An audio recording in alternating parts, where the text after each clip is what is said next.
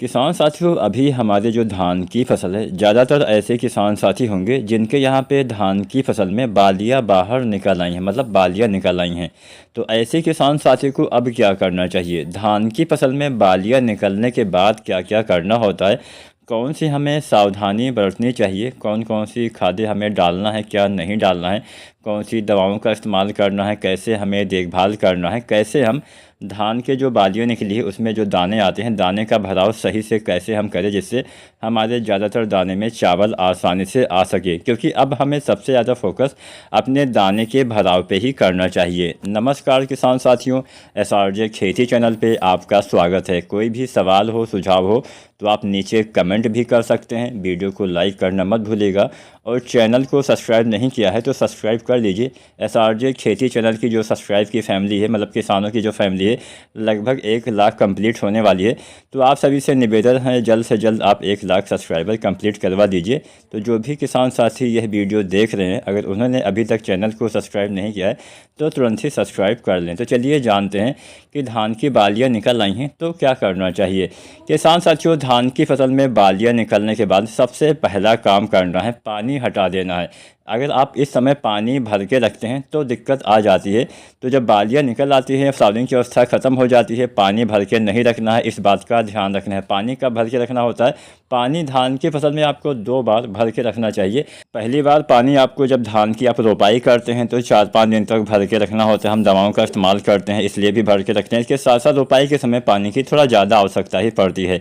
इसके बाद में पानी का भराव हमें कब रखना होता है? जब धान में बालियाँ निकलने लगती है तब पानी आपको भर देना चाहिए। और जब बालियाँ निकल आती हैं, जब फ्लावरिंग की अवस्था ख़त्म हो जाती है, तब पानी आपको हटा देना चाहिए। केवल इतने देर के लिए आपको पानी निकालना होता है कि हाँ, जब बालियाँ निकल रही होती है उस समय अगर आप पानी भर देते हैं तो बालियों का जो निकलने का प्रोसेस है अच्छे से होता है। टेम्परेचर थोड़ा कम हो जाता है और ज़्यादा टेम्परेचर की वजह से कई बार हमारी बालियाँ निकलते समय भी दाने खाली रहने की समस्या आ जाती है।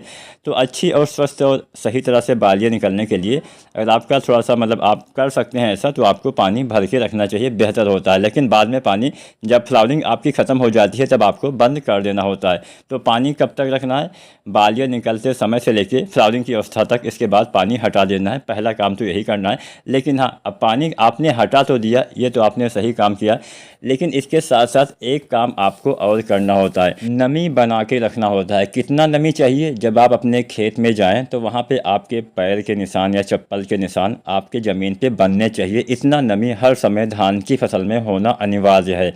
अगर बहुत सूखा हो जाता है तो क्या होता है, सूखा वाली कंडीशन में गर्दन तोड़ बीमारी का अटैक हो जाता है। और ज़्यादा पानी भरा रहेगा तो आपका बहुत सारी बीमारियाँ उसमें आने की संभावना रहती है। सीट ब्लाइट हो गया, तमाम बीमारियाँ जो मैं आगे इसी वीडियो में आपको बता दूंगा।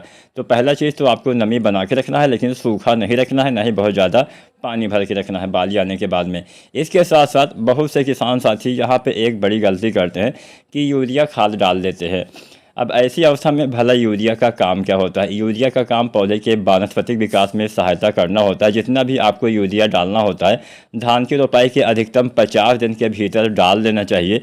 50 दिन के बाद धान की फसल में यूरिया का प्रयोग हम नहीं करेंगे। तो यहाँ पे यूरिया आपको 50 दिन के अंदर डाल देना है। अगर आप बालियाँ निकलने के बाद भी या फिर निकलते समय भी अगर आप यूरिया डालते हैं तो खुद आप बीमारियों को बढ़ावा देते हैं। इस समय यूरिया डालने से आपके पौधे में बीमारियाँ लगने की संभावना बढ़ जाती है। बीमारियों का जो प्रकोप है होने की संभावना बढ़ जाती है। अगर सीड ब्लाइट है तो भी ज़्यादा यूरिया की वजह से, ज़्यादा पानी भरने की वजह से काफ़ी तेज़ी से फैलता है।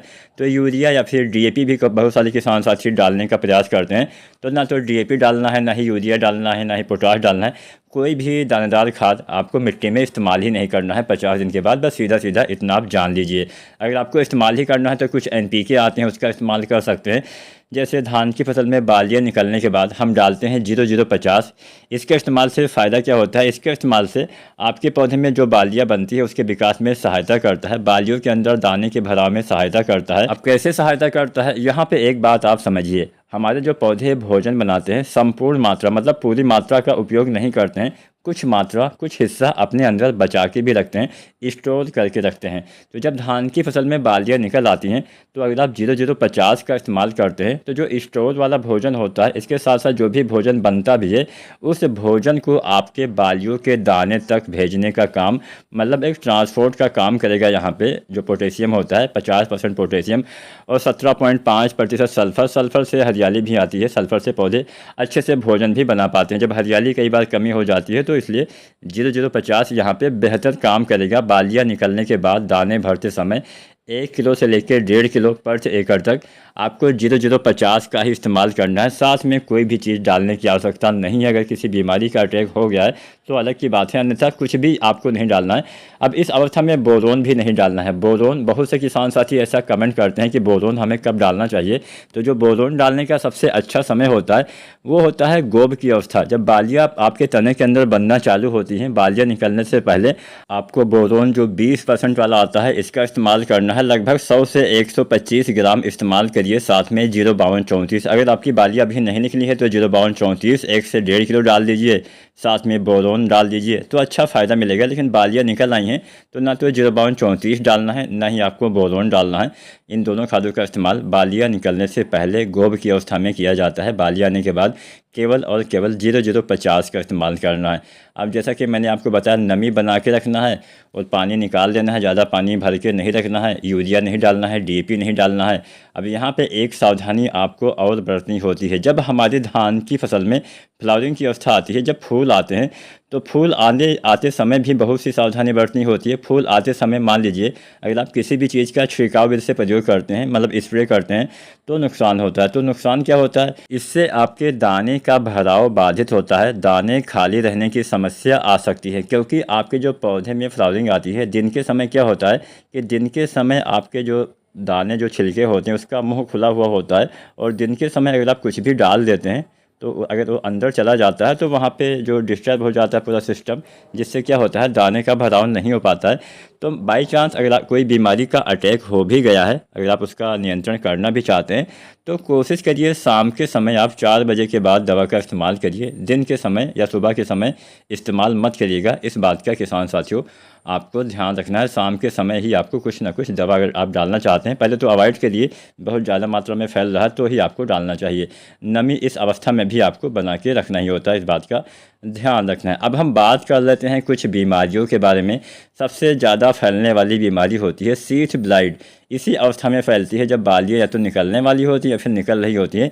इस अवस्था में सबसे ज़्यादा जो एक बीमारी है उसका अटैक होता है वो है सीड ब्लाइट। अब सीड ब्लाइट का अगर ज़्यादा मात्रा में अटैक हो जाता है तो भी हमें काफ़ी नुकसान हो जाता है। तो इसका नियंत्रण कैसे करें ये भी हम थोड़ा सा चर्चा कर लेते हैं।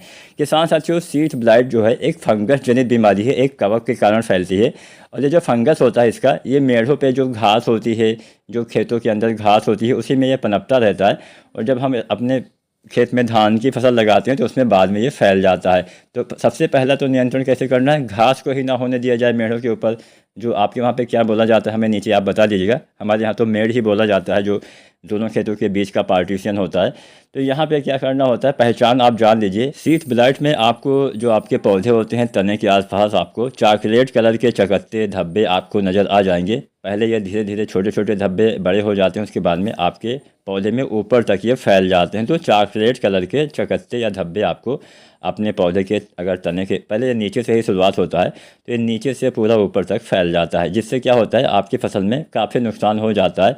यह फंगस जनित बीमारी है और ये फैलने का सबसे बड़ा कारण होता है ज़्यादा पानी और ज़्यादा मात्रा में नाइट्रोजन यानी यूरिया। तो लगातार पानी भर के रखने से ये बीमारी बहुत तेज़ी से फैलती है। ज़्यादा यूरिया डालने से या फिर कई बार हम बालियाँ निकलते समय भी यूरिया डालते हैं, तो ऐसी अवस्था में भी यह बीमारी बहुत ज़्यादा तेज़ी से फैल जाती है। सबसे पहले आपको क्या करना है, अगर इस बीमारी का लक्षण आपको दिखाई देता है तो खेत से आपको पूरा पानी निकाल लेना है। उसके बाद में अगर मान लीजिए 2-4 पौधे पे ही ये बीमारी नज़र आती है तो उसको उखाड़ कर आपको नष्ट कर देना है। और पूरे खेत में मान लीजिए जहाँ पे भी फैला हो उससे आपको 4 से 5 मीटर या 6-7 मीटर, अधिकतम 10 मीटर मान लीजिए, वहाँ तक आपको इस दवा का इस्तेमाल कर देना है। दवा का नाम आप नोट कर सकते हैं। इस दवा का नाम है एमिस्टार टॉप। ये मिस्टर टॉप काफ़ी फेमस दवाई है, इसका इस्तेमाल कर सकते हैं। कैसे करना है?